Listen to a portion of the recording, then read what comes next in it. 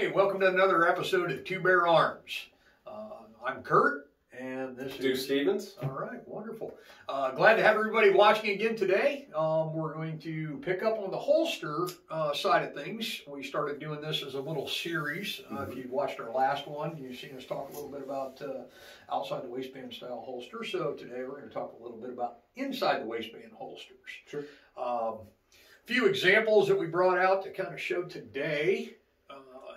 Inside the waistband holsters have their place. And the thing that I tell people when they come into the store looking for holsters, or I get involved in conversations online with folks about holsters, is the one holster will not necessarily fit every application. Okay, so that's one reason that there are options out there for inside the waistband, for appendix carries, for outside the waistbands, and several other options that we'll talk over the next several weeks. But inside the waistband, where do you use inside the waistband, D's? For me, it's generally when I'm out and about. Okay, when I want deep concealment, days I'm going to go into town with the wife and shop. Quite often, I will carry inside the waistband. Summertime, I use it more than I do in the colder months. When your cover garments are limited, and then it also kind of depends on what I'm carrying that day. I know there's a lot of thoughts on you carry the same gun all the time. Well, I don't do that, so I vary my carry guns a little bit because I get bored. Right. So I switch it up a little bit. I would say when deep concealment is a priority to me, and a lot of people say, well, you're not one of those open carry people. Well, yes and no, because it also depends on where you live. We're pretty rural out here, and country setting.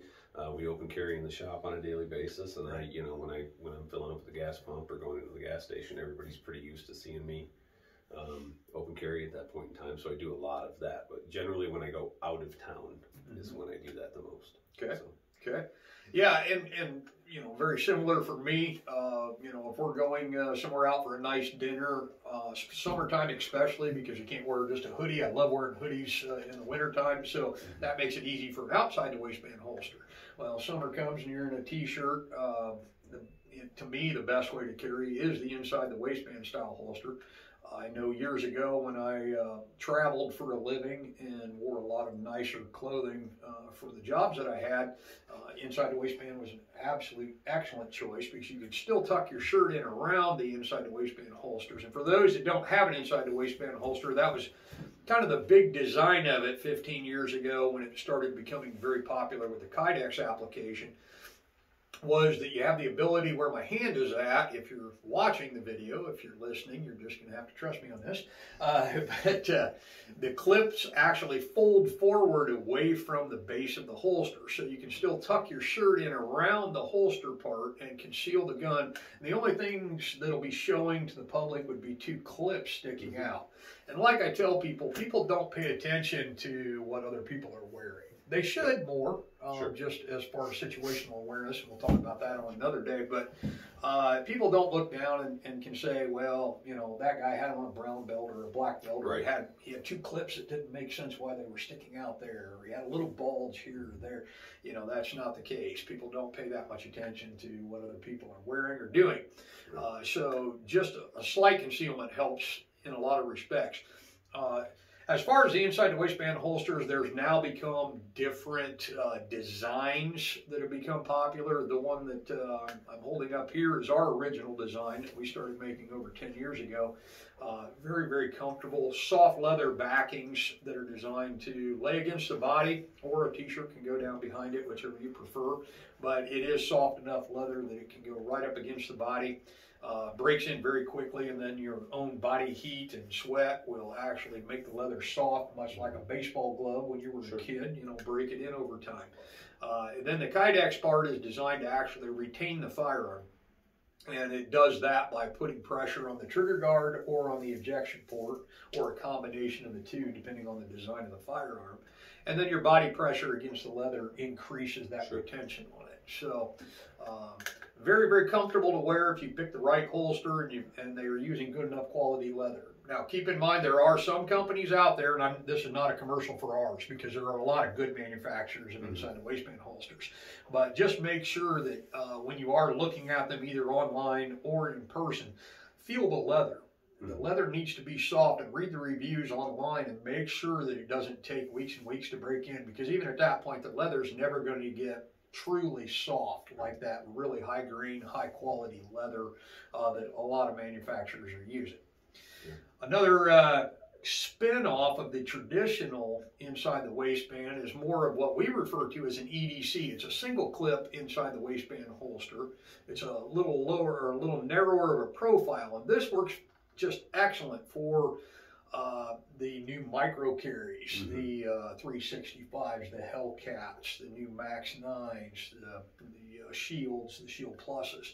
This is a great holster for that. With that single clip in it, still keeps the firearm very secure and in place. A little bigger firearms, I've found that, you know, if we make them for any full-size firearms, that it can be a little bit of a rocking motion while walking and wearing. So I try not to recommend it for those applications. But I have several of these. I even have one for a Bond Derringer that I carry on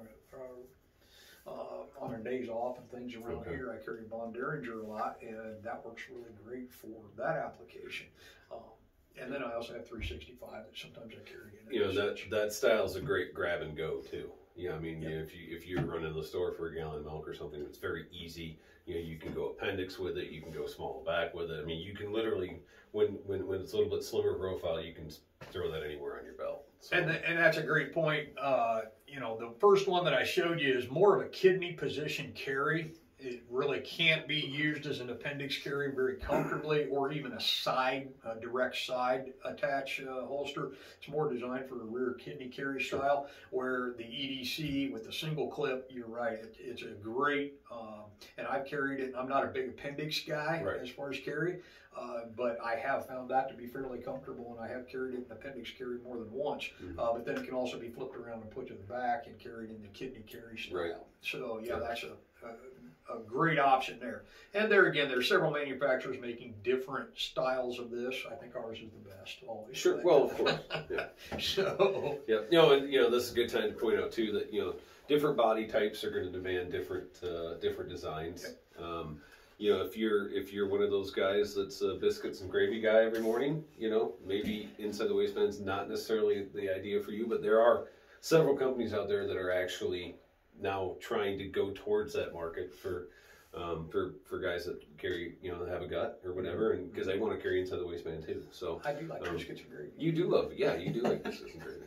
So nope, nothing wrong with that. Okay. You know, no. Good. So I love biscuits and gravy too. There so, you go. but something, you know, and so guys, you know, there's very few of us that have one holster. I mean, that's, you know, we all end up with kind of a drawer full of holsters sometimes too, eventually, and as you morph and your needs change and stuff like that, just, you know, we want to give you some information that it's, you know, you can get the best possible. You know, one thing too, when you're looking at these holsters, a lot of them, like this design, for example, is actually part of the retention is once it's on the belt and flexed to your body. You know, so when you're looking at it, you're like, oh, that's, you know, retention's not that great, or maybe it's not quite. Just remember that when you get that pressure on there, your retention increases. So you don't want to start off. And a safety measure that I tell people when they pick up an inside the waistband holster from us, you know, is don't count on the holster just to retain it until it's on the body. Yep. Where our outside the waistband full Kydex holsters and a few of our other designs, our Arrowhead design and the Kelly design and a few others, the gun actually locks in no matter what, where, like you're saying with this, it takes the leather retention or the body pressure to cause the leather to help retain the gun. So keep that in mind with any of them. All of them are going to be the same as far as retention capabilities. They have to have that pressure of the body to make it fully retain properly. So. And that's why I'm a huge fan of the Kydex for inside waistband applications as well, especially when you're dealing with striker fired pistols. It's really important to protect that trigger guard. You bet. You bet. Yeah. Another one that we came up with earlier this year, and I think you inspired this design to be developed by us. And this is a double exterior clip on each side of the holster, but it also has a mag pouch built onto it, and this is for inside the waistband. And what inspired you to want this style built? Well, I'd never really played with appendix carry. Okay. You know, and that's kind of what that's based around. And I like I go back to what I do, what I'm used to. Most of my shooting and gun handling is in a competitive nature. And competitively, I have my rig set up to where everything's kind of in front of my body versus off to the side. So it was kind of a natural for me. And it's honestly, Appendix carry in this sort of an application is the most comfortable form of carry. I mean, I've worn that rig, 14, 15 hours straight. I'm sitting down when I'm in a vehicle, I'm at my desk, standing up working. It has worked really well for me. And I've carried some big, I carried the SIG 320 in full size, and currently carry a CZ PO1. And those are not small guns by any means, but yet very concealable for my body type, and most importantly for me, very, very efficient. So there's lots of thoughts, and Appendix carry, that could be a whole nother segment too. And I know you're not a huge fan of it, and at first sight, everybody's like, well, why would you want to point a gun, right there, south. but down south? Sure. So yeah, but you kind of, it's if you spend any time on YouTube or any kind of social media, there's thousands and thousands of videos of dudes drawing from their Appendix holsters, and very, very popular right now. Right. And the one thing I do like about this, because like Deuce says, I'm more of a traditional strong side, right on the hip type carry. A lot of that comes from my years in law enforcement. I'm just familiar with the draw position. So most of the time, that's what I default to. Right. The one nice thing about this hybrid design is it's a very, very wide platform as far as the clips are concerned. So it gives a tremendous amount of stability to the gun in really any type of movement situation. Right. A lot of walking, a lot of standing, and like you say, sitting down, things like that. It keeps this, keeps the gun formatted properly, keeps everything stabilized, and it doesn't have a rocking motion as much as some of the other holster designs would have. So there's some options for folks talking about the Appendix carry, and of course then there is complete Kydex Appendix carries, which I didn't bring one in here this morning to show, but it is just a complete Kydex holster, very similar to the EDC, but just a complete Kydex wrap. And those are great little, like you mentioned earlier, grab and go. Just you can even have the gun sitting there with that holster and just pick it up, slip it on, and go. Honestly, kind of why I like it too, because it's kind of a package. I've got my spare mag, I've got my gun. It's a total grab and go operation for me. And even if I don't put it on, it goes in the vehicle with me and goes in the console or wherever, and it's all right there in one package. So because one thing, if you carry enough. You end up displacing a magazine or your spare magazine. I mean, we've all, like I found a mag in my door pocket yesterday. I'm like, oh, that's where that went. Right. So right, it's, right. It all kind of keeps it in one package. Sure. All right, wonderful. Well, next week we'll continue our segment on holsters, and we'll talk about some of the more unique designs that are available. Here coming up, we'll also be talking about shoulder rigs, and we'll cover a little bit on ankle holsters and pocket holsters and that type of thing. So more of that to come in the next episode. I think we should do a Miami Vice themed shoulder holster. Operation. I actually have. I know you have some of those jackets. Oh my gosh! In your closet. Yes, I'm so glad those pictures. Your closet is like a retro store. Don Johnson was cool in my day. All right, in my day, John Johnson, Miami Vice was absolutely cool. I'm sorry, but you don't have a Brent 10 to mention. I know where some of your old pictures are. So okay, I'll start pulling that stuff up. And your wife likes me, so she can pull up a lot of pictures that I probably haven't even seen yet. Absolutely. So we may have to do a special episode on that. Like if Deuce is on vacation one day and I'm doing the podcast by myself, I'll make sure I have some old photos. That would be kind of fun. Well, I mean, the only difference is in the '80s, you were doing the Don Johnson thing, and I was like learning the color. Yeah. All right. Now we're going after age. Wow, a gross attack. A gross attack. That's fantastic. Great. Appreciate that. No problem. All right, moving on then, before this gets too personal, I guess. Yeah. Wanted to mention to everybody, please follow us on Facebook, and then also on Spotify and YouTube. Go on, hit the like button, hit the follow button, and tap on that notifications button so you're getting updated when we post new videos.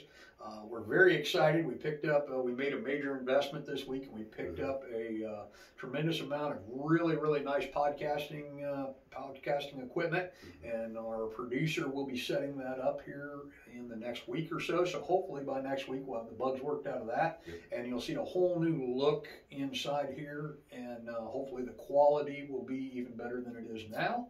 And or at least it better be. Well, yeah, it better be. So otherwise the producer's in big trouble. Yeah. So. If not, this desk might be in pieces. Yeah, no, absolutely. No, So it was very exciting. it is. And we thank Sweetwater. We'll give them a little free plug here. We thank Sweetwater for their assistance. They're a local company that really helped us out there with picking out the right equipment and getting us established on it, and we look forward to trying it out in the next week or so. And a good time to mention, part of the reason why we've decided to make that investment is because of the good feedback we've been getting from people. It's been people excellent. coming into the store, people that we don't necessarily know or know us, they say, man, when are you guys doing another podcast? And we're like, really? Okay, cool. So we appreciate everybody that's listening. So. Yeah, and it's amazing. It's amazing. One gentleman, and I hope he's watching this episode, I talked to this weekend. I said, how'd you hear about us? Because it was his first time coming in the store. He said, one of the guys at work was watching our last video, and he pulled up a chair and watched another 10 minutes of our video there. He said, I wasn't even supposed to be on break, but he said it was really great. So we appreciate that. We appreciate everybody's comments and people stopping in, calling, texting, and letting us know things that you like. Also, just get in touch with us. Let us know things you want us to do on your seat. It's an endless amount of topics that we can pick from, and every week we try to pick good topics for you. And we'll take suggestions. We are both kind of jack of all trades when it comes to some of that stuff. Yeah. We can talk Masters of none. Masters of none. But we can talk it. We can fake it. We can talk about anything. So. It's no, I mean between the two of us, we both spent a lot of time at the gun counter and actually out in the field and on the range and stuff like that. So tell us what you guys want us to cover. We'd love to hear it. Yep. Excellent. All right, so please follow us there on our Facebook pages, Instagram. We're on all social media, folks. Look up both WTP Munitions and Two Bear Arms Gun Shop. Locate all of it there. And then also for the cowboy shooters, our Paradise Pass regulators. Go on. We have a Facebook page. We also have a great brand new website that's really great. And you can also get there by going through SASS and following the links from there, or from our site to SASS. If you're new to the game altogether, make sure you take a look at it all different directions there. So, okay, moving on to the next topic, we'll talk a little bit about firearms. And we're going to talk today, or I'm going to talk today specifically about the VP-9. This is in the realm of, and all these firearms have already been cleared more than once. We always like to mention that right at the beginning. Magazines are empty, chambers are empty on all the firearms have been checked over and over again. As we go into this, there are a lot of really excellent full-size firearms on the market right now. I think probably now more so than ever in history is there are batches of guns, both in full-size micro carries. It's a great time to be into firearms and in the firearms business. Because it's just, I think everything goes through cycles, and right now the cycle of the firearm industry is there's just some innovations just coming all the time. Some really great things coming down the pike from almost all the manufacturers. But one that's been out for a little while, the VP-9, they keep bringing it out in some different variants. This is one of my favorite firearms. It's also one of my personal favorite firearms companies. I collect certain models of the HK line, and just very near and dear to my heart. When I was still in law enforcement, up until a couple years ago, I retired after 29 years, but for the last several years in law enforcement, I carried a VP-9. I could carry anything I wanted. The chief was nice enough to allow us to pick from a certified list, and HK was on that list. So I carried a VP-9. Really liked the firearm. A few things about the VP-9 that makes it different than what other manufacturers are putting out there. And there again, still striker fired, dealing with, same thing as a lot of the firearms on the market, but you're dealing with a few little small details that make this an excellent firearm. You'll notice one of the unique things on this firearm is up here at the very butt of the slide, there are two little wings that stick out at a 90-degree angle. And they can be removed if somebody doesn't like them on there, but the greatest feature of that is the purchase or the hand grip of that firearm. It gives you a 90-degree angle to actually get in and grip the firearm and be able to pull back. So hand strength aside, you can get a lot better feel for the firearm there. Has front serrations on the firearm for those that want to reach up front and do the rack from there. Has 45-degree cuts at the end, and they're very, very generous cuts. They go back further than most manufacturers, and that's for holstering purposes, so the gun will holster much quicker. Has the full length Picatinny rail on the bottom there, and it has a multi-position rail, so it's actually 4 serrations in there so you can fit the type of equipment properly on there. Safe trigger, of course, which is standard. They make the VP-9 in a couple different models as far as magazine release, and myself being a left-hander, I'm always looking for any type of advantages that a left-hander can gain in a right-handed world. And the VP-9 having a magazine release that releases in a downward position.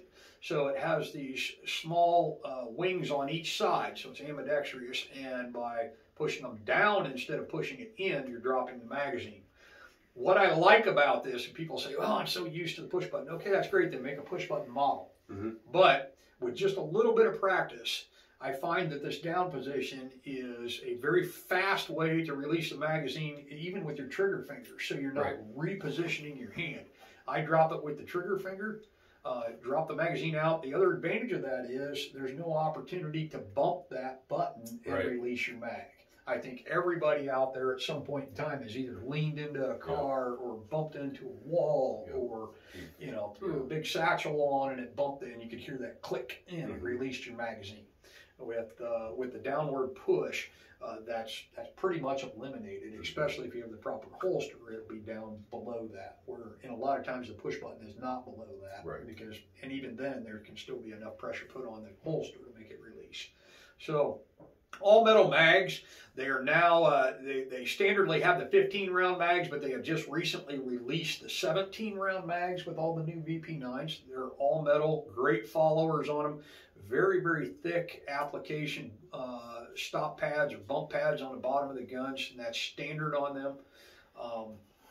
And then they also make a 21-round magazine for the tactical versions, but you can also shoot that in any of the VP series guns, which is wonderful. Other big advantage that I really like about this gun and kind of sets it apart from other manufacturers is we have on each side of the gun, we have a panel here, a panel on the back strap, and a panel on the other side of the grip. By knocking the pin out, that back panel slides off, and then the two side panels slide out. And in your kit, when you purchase the firearm, it comes with small, medium, and large. And they can be mixed and matched in there. So you can have a small, a large, a medium on the gun, which is excellent for getting your hand position, getting your feel to the gun. The first couple days that I owned one, I just sat and kept changing the grip panels out without putting the pin back in just to see what I felt was the best. And I ended up with a medium, medium, small. And that gave me the best grip one-handed to be able to get the grip on the firearm. You can also get different color ones if you want to accessorize it in that. You can purchase different color ones to put in there. One of my other ones I have, I traded actually with a friend of mine. I traded his black for tan and added into the gun. It looks pretty cool, and he did the same then with my pads, and it looked pretty great. They've done an extension here at the bottom of the grip, and I just call it a pinky extension. They've done that. All of us have done it, especially with old 1911s. We got to slam the mag in, and we catch that skin on your pinky, and it just makes you squeal a little bit. And you don't want to tear up in front of your buddies, so you just move on and deal with the blood blister later on. So with that on the bottom down there, it just totally protects that pinky 100%. No chance of catching it there on the firearm. Beveled out magazine wells is standard on this, so you've already got that index cut for the magazine to be slammed into the firearm, which is wonderful. They've also put stripper sides on each side. Now this is all metal mags, so the odds of a mag sticking are very, very slim, but let's say it does. Then on each side of the firearm, you can see the little indentation cuts, which would allow you to grab that and strip the magazine from the firearm. Fairly aggressive steepling on the grip itself, and then also finger grooves built into it. Ambidextrous slide release on the firearm, which I find to be excellent for left-handers. Not only if right-handed or left-handed, if you have a magazine installed and the ammo is starting to stick a little bit, you can release it from both sides of the gun. You can push down and get that full release on the firearm. So it gives you that option for a little more leverage. They also make that in a SK model, which is their smaller model. And as you can see the size difference in the two, I'll hold them up here. There's a slight size difference and a length difference in the grip panel itself. All the other features on the firearm are the same. Barrel length's a little shorter on it, but sighting systems are the same. I own both sizes, which in different applications, you know, summertime, the smaller ones, you know, the obvious choice for carry, and then the full size for tactical shooting, and for outside the waistband I prefer. So the unique thing with the SK model is you'll see the magazine extension there. You're still dealing with a 10-round magazine there for the smaller version, but at any point in time I can put in the larger magazines, and they do make a spacer available through HK Shop. They make a spacer available to add that, but a lot of times I'll just put the longer magazines in when I'm out on the range shooting. I'll grab a VP mags. I'll have 15 or 17 rounds to just be able to practice with the firearm and not have to reload as much, which is fun. And they come with night sights or without night sights, and you can make your choice there inside the dealership. You can talk to the guys at the counter and take a look at both the sights. It depends on if you want night sights or not, but they're a very, very nice night sight. They're an upgrade. They're, you know, 120 bucks. You can get aftermarket ones. So if budget is the issue starting out, you know, buy the one without the night sights, and then later on you can upgrade it to the night sight model. And there are several different night sights available for it. So not just the HK ones you can get. Do they do an optic ready gun? Yes, they do. Okay. They just started doing the optic ready, and they also do a tactical model. They have a threaded barrel. They have an extended law enforcement model now, and then most of them now are coming optic ready. Okay. They haven't started shipping them with optics, but they're ready to go with any optic that you want to plate up and put on there. So. You know, and I me personally, on the HK VP-9, I don't own one, but I have sold a lot to people here in the shop, and it's a very intuitive handgun. I've never put a VP-9 into anybody's hands and had them not like the way it feels. So they really considered kind of the human hand when they designed that gun. Yeah. They're very shootable. They've got a great low center bore axis on them.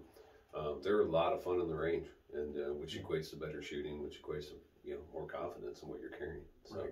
Yeah, they've been great guns, and you know, the only reason I don't own one is because you love them so much. That's it. So, you know, it's the only reason I don't currently have one, but you know, never say never. It's kind of that around here. Yeah. We try not to collect the same things just so we can pick on each other. Right. Yep. I'll go into just a real quick so we don't run out of time here. Real quick on the interior, you're an encapsulated flat base spring. Gives better recoil application and faster cycling on the firearm. The barrel, the one unique thing about the barrel, and I won't be able to show it to you obviously here, and of course the listeners on Spotify, but this is a polygonal design barrel. There are no lands and grooves built into this barrel. It's actually a torqued or twisted interior of the barrel that causes the rotation of the round. The advantage of that is the bullet stays at speed. It doesn't have to have grooves cut into it by the lands. So you've also reduced the friction. So you reduce the heat buildup, and you've allowed the ammunition to stay at a greater speed as it leaves the firearm. The big advantage of that, and they've been producing that since the 70s in their original 70 series HK. The big advantage of that is the longevity of the barrel. They did a 92,000 round test on that barrel and did not destroy the barrel during that testing process. Other great features, or one of the biggest features that I point out to customers for those that can see it, every polymer frame firearm has some sort of metal bracketing that ties the slide to the frame. What HK did, which is, in my opinion, absolutely brilliant is they built a gusset in between the left and right slide attachment or rail attachment. They built a gusset in there, and they actually TIG welded that gusset in place. The advantage of that, it causes incredible rigidity between the two sides, takes the micro wobble out of the slide. It allows it to cycle faster, makes it much, much stronger, and gives it that girth to equal sides there, so it can't get itself in a bind or a pinch, even if a round doesn't extract 100% properly. So those are just a couple of the advantages that I really, really find on the interior to be exceptional for this firearm. Very, very simple to take apart, put back together, just as, you know, a lot of the polymer guns anymore. Well, pretty much all firearms anymore are just very, very simple to put back together. So, okay. Anything else about the VP-9 that you want to talk about, or are we ready to move on? No, that is one of our rental guns too, a 2-barrel. Oh, absolutely, yeah. You want to try one out? If you come in and this one is a dedicated rental gun that we do have on the shelf all the time, and it's had a tremendous amount of rounds through it. Still shoots just like a brand new one out of the box.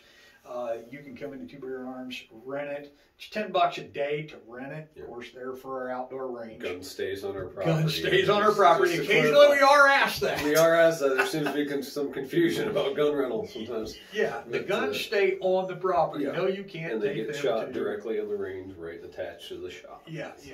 You may not leave the property with it. So, but yeah, you can rent it for the day for $10 out here. You do have to use our ammo, of course, just so we know exactly what's being cycled through the firearm. But at the end of the day, if you purchase any gun in the store after renting guns, we give you back your rental fees. Yep. So basically, you're going to get to shoot the gun for free if you're planning on buying a gun later that day. And there again, it doesn't have to be that gun; it can be any gun. Yeah, very small investment to figure out if you you know what you like and what you don't like. Right. Absolutely. Absolutely. All right, so we'll move on to some news about SASS. We'll talk a little bit about SASS and, of course, the upcoming EOT. The biggest news this week, I guess, in SASS, just announced in the past couple of days, is the sale of Founders Ranch. Just to let everybody know, and I know some of you already know this, but just to put the word out there for those that don't know, please understand, Founders Ranch and SASS are two separate corporations. They are still very good friends. Right. There's no bad blood here. There's no other agenda behind any of this. Right. It just worked out the way it worked out that Misty Moonshine purchasing SASS through a stock redemption purchase, and part of the agreement was that the Founders Ranch Corporation would sell Founders Ranch at some point.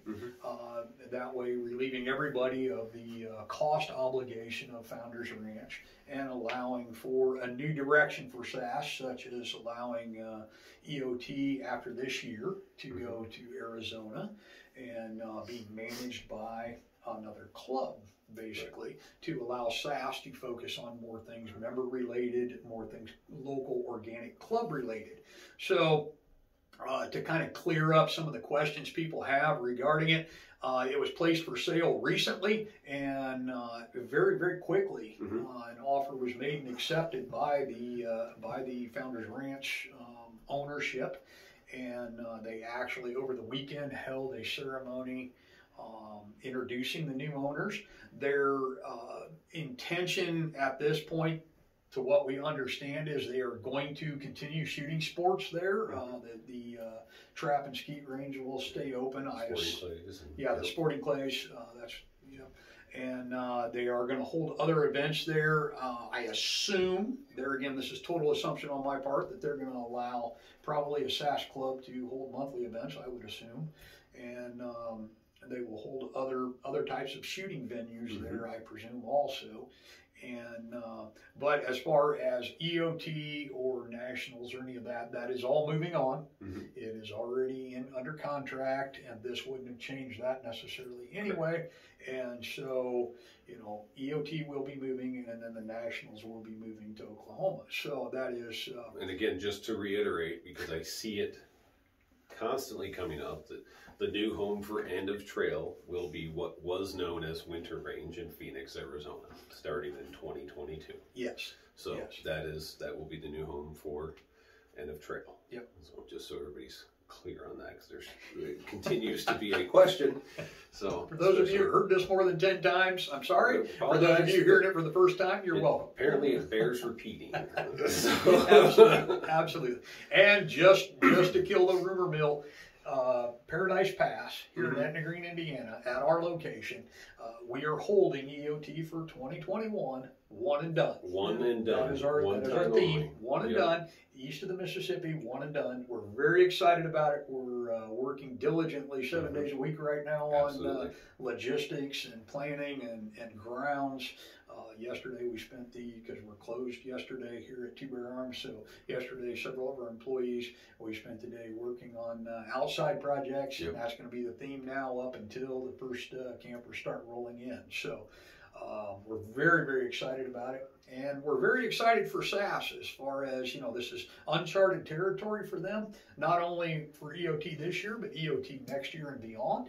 This is all very exciting, folks. I know some people may feel that change, they want things to stay like it was 10 years ago, 15 years ago, but how do we know change isn't better? Right. Until we try it. And that's what makes this exciting. And I'm very excited with the direction things are going, very excited about the upcoming plans, and Misty Moonshine heading this up, and her renewed vision for SASS now that everything is taking place and taking shape the way it is has been excellent. I talk to Misty weekly, and I know you do too, and just super excited with the direction she's guiding things here and how things are coming together, and her commitment to the more organic growth of SASS here coming up with, some things that'll come out, I'm sure, later on about clubs and about ideas that she's working on now. So we're super excited to have all that coming up. But EOT-wise, directly about EOT, let's talk a little bit about that. We targets. We got some new sheets of steel in this week. Actually, Furball and I, the world famous Furball, went and picked up the 3 sheets of steel, and we're having, he's going to be cutting out some new targets for us, so we will have a bunch of new targets for End of Trail here, and just to calm everybody's fears. Should I tell them how big they are? Should we leave it a surprise? No, go ahead. All right, yeah. Well, so we've got 18 by 24 inch targets coming, AR steel. They're going to be great quality targets combined with some very cool stands that, like I said, Furball's cutting those out for us, and then I had some target stands made by Happy Jack in Minnesota. Actually, he was nice enough to donate his time and efforts to us to do those stands for us. So thank you, Happy Jack. And it's going to be kind of a new look, new and exciting, and I'm confident that everybody will like them. Again, my goal is for End of Trail this year is to have 25% clean shooters minimum. That's great. So that's great. That's I get a lot of questions. A lot of people are wondering. We want you to have a good time here. Now, what if I don't shoot clean? Can I be mad at you? Sure, you can be mad at me. I mean, there's going to be other things you can be mad at me about too. So, especially you yourself personally. And if you don't know me, I'm sure you can come up with stuff to be mad at me about there too. So it's I'm used to it. So I've been in the mass production business now for almost 20 years, and we're used to it. But no, we're very, very excited. And again, Misty's bringing out several things from Founders Ranch for us to use. So if you've visited EOT before, you'll see some familiar items here as well. So, but very excited about the list of stuff that's coming. Yeah, we've been talking to Misty quite a bit, and she's been trying to figure out how to condense to get everything here that she wants to bring here for the event. We're going to have a little bit of a Midwest feel just because it's in the Midwest, but we have grass, and we have grass. Yes, we have green grass. Yes. It'll be beautiful, and I think we're going to actually section out a portion if you want to just lay in the grass. There you go. You can do that there you too. Go. So because that's sort of like a snow angel. A snow angel, grass angel will do that. It's a totally Midwest operation. We have so much grass. I spent about 4.5 hours yesterday mowing. Getting the camping areas can be mowed multiple And that was only times. one That was just one section. Yeah, property. one small section. That's actually the camping area, the one of 2 camping areas that we have on the property. It took me 4 hours yesterday to get it all mowed up and beautiful.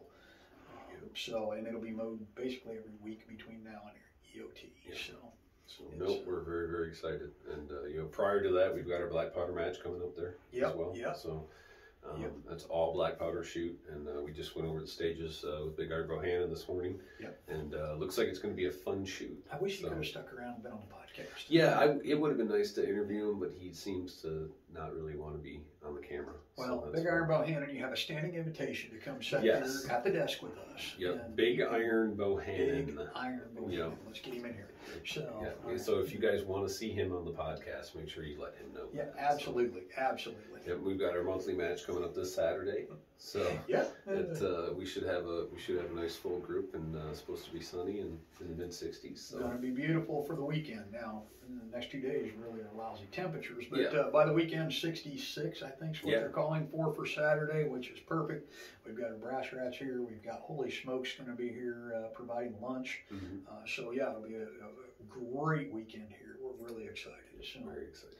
All right. Well, that's our SASS and EOT news for now. There again, for more details about EOT or any information regarding SASS itself, go to sassnet.com. Also, if you haven't been on there, go on there, find the wire forum. There's a lot of great information there, especially if you're a new shooter, to be able to search old topics, pose new questions. Search the old topics first before you pose a new question, if you would please. That would be great. And then if you're wanting local information about our club, touch base with us at ParadisePassRegulators.com or on our Facebook page. It's very, very active. I think I looked this morning, we have 560 some members on the Facebook page, which is great for the cowboy action side of things. All right, we'll move on to our favorite old gun of the week. Yeah, so this particular gun that we're going to look at is not necessarily an old gun. I had a nice classic 1022 that we had in stock, used firearm in the store, and it sold. So I had to grab a new production 1022. We're going to cover the Ruger 1022 this week on our old favorites. And just real quick, it's so great because he told me before the podcast, he said, hey, grab that wood 1022 that we had out there, that used one that just that we had out there. And I went out and looked diligently for a couple of minutes, and then I laughed and went and told I heard you giggling. And it sold. Yeah. So that's always fun. I was not Dieter. We just grabbed another one. There we go. This is a laminate stock variety, which we have for sale in the store right now. But just to give kind of an overview, the 1022 was introduced in 1964. And the current, at that time, the cost of this gun retail was $54.50. Actually, yeah, pretty awesome. Yeah. Guys, if you know anything about the 1022s, tried and true design. Growing up, it was one of those iconic 22s, and I know very few people that aren't gun people that don't own a 1022. Sure. There's been over 7 million 1022s produced in the span. Think about that, guys. 7 million of these rifles of this particular model. They made a 22 Magnum from 05 to 08, which we occasionally see pop up in the store here used, and they did catalog a 1017. They did do this action on a 17 HMR. I've not personally seen one of those. I don't know. Have you ever ran across any of the HMRs? No, I don't. Okay, so I think those are probably fairly rare. And these, for guys that like to customize their guns, it's an endless amount. You can literally buy every piece of this gun aftermarket and tune it up, make it what you want. Ruger's done a really nice job of taking some of those ideas of aftermarket parts and making stock guns with them. Sure. This is one example, and I'll show you one of my personal guns just to show you, how crazy you can get. This one is particularly the 22 Charger. Okay, and I've got the folding arm brace on it. So this is one of my oldest son's, one of his favorite guns to shoot. I've got the red dot. This is kind of a great little backpack, and again, this is the takedown variety. So you end up with a really cool little package there. And this is something that most people don't know, is that the 1022 has actually seen military service. Really? I didn't know. The Israeli government still has 1022s in their inventory, and it's kind of actually controversial, but they actually use them for crowd control. Okay. Not sure exactly what that means, but they have some highly customized 1022s that they keep in their armament that are suppressed. Yeah. So and they're still in use today. So it's that's something that most people. Easier to clean up that thigh wound. I guess, yeah.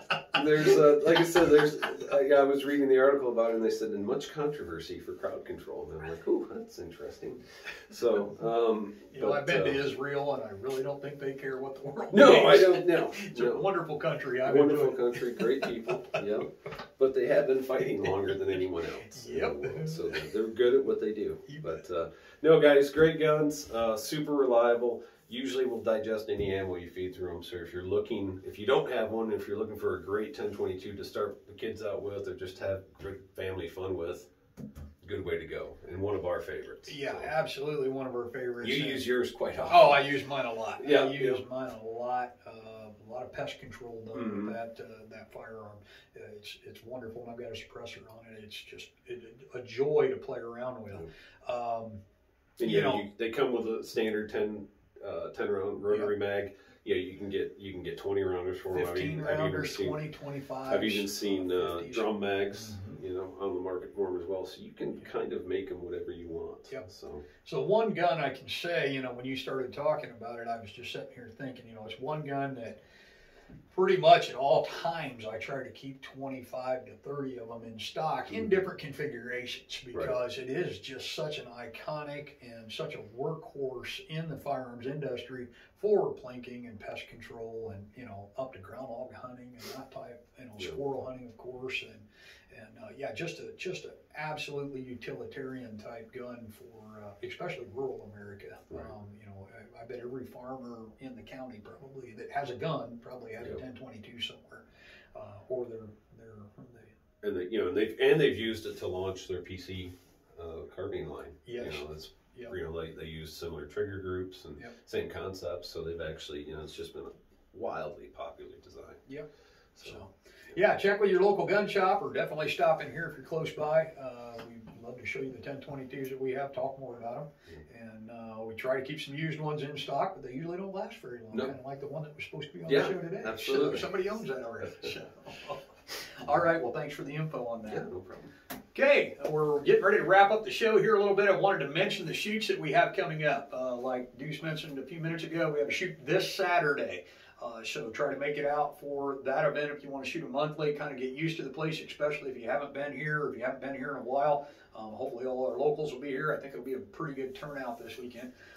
May 22nd weekend is the Black Powder Shoot, the Make Black Powder Great Again match. They're again ran by Deuce and Big Iron Bohannon. It'll be a great old school match. There can be a lot of old school stuff in there. I heard all kinds of rumors this morning about things that just kind of made me twitch a little bit. But if you liked your buckboards and your horses and your saddlebags and even the BB gun thrown in there and a stick horse, we're gonna have a lot of fun. It'll be a lot of fun. And once or twice a year we like to have an old school style match, and so the BP match is kind of taking that over and taking the reins of being the old school match. Then again in the first weekend of June, that'll be our last monthly before all the big festivities. So you'll definitely want to try to make that. Steel will be fairly close to in place where it will be for EOT. Maybe not exact, but fairly close. So you can get a feel of the size of steel, get a feel of how our buildings are structured, the lay of the land, if you will. So if you're within a day or so's travel and you want to come test the place out before EOT, that first shoot in June, the first Saturday of June would be a good time to do that. Absolutely. Then 18th through the 26th is EOT here. And, you've already heard us talk about that quite a bit, but it's going to be pretty epic, pretty exciting, and we're very, very thrilled to have that. Huge amount of vendors, folks. So if you didn't make it into EOT, come just for the vendors. If you're anywhere east of the Mississippi and you want to see this number of cowboy-related vendors, this is going to be your only chance to be able to really do that to this level. Roughly two dozen vendors right now.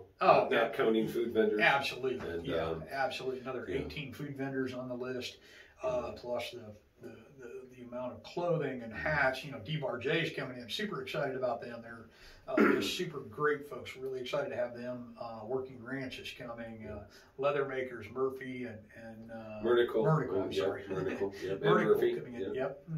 They're all coming in. That'll be great. Yep. Then July 2nd through the 4th, 4th of July weekend is our Indiana State match. And so you can stay over for EOT. If you didn't make it into EOT, folks, go ahead and sign up for the Indiana State. You're still going to see a lot of the festivity things. A lot of the vendors are staying over, which will be great to have them stay over. And it'll be a little more relaxed of a shoot because it's going to be smaller in scale. But great fireworks, great cookout, and we'll be finishing up on that Sunday. Most people will still have that Monday off of work, so it gives you an extra day of travel, be able to get home, get things set up. Then July 31st, I messed the date up here a while back when we were talking about, but July 31st, the last Saturday of July, is the ladies only event here. Any lady shooters, go on to our Paradise Pass Facebook page. You can find a little information there about it, and Mo Better is kind of spearheading that with several of the PPR gals for that event. It will be ladies only. The men will be there assisting. We will be there cooking lunch. We will be there probably picking up brass and basically catering to the ladies like we always do. Pulling carts. Pulling carts, yes. We'll be catering to the women like we always do. Absolutely. Nothing really changes other than we can't shoot. That's true. Yep. We spoil our women around here. They all love it and know it. Yeah, absolutely. We're gonna get mail about that. Because we're number one. We're both catches. There you go. Absolutely. Everybody knows without that. A question. Absolutely. We're getting hate mail. Way to go off the rails here at the end. So, anyway, folks, we're going to wrap up here with it at this point. There again, follow us on all the social media applications, especially Spotify for our podcast. So while you're traveling, you can just listen to us. And then our YouTube, if you're wanting to see, the 1022, the holsters, the VP-9s, watch us on YouTube. Also, hit that notification, like, and share button. We would greatly appreciate it. Because we've got a lot of new content coming up, too. So when we get this new podcast equipment set up, we're hoping to actually accelerate the number of episodes we're doing because it'll be a little easier on our producer and allow him to be able to put them out a little bit easier and quicker and a little higher quality, of course. And that'll be great. So, folks, we thank you for your time again today. We thank you for watching us. We look forward to talking to you at one of the events or in the store here. And like we always tell you, make sure you keep your powder dry. Thanks a lot. Appreciate you watching.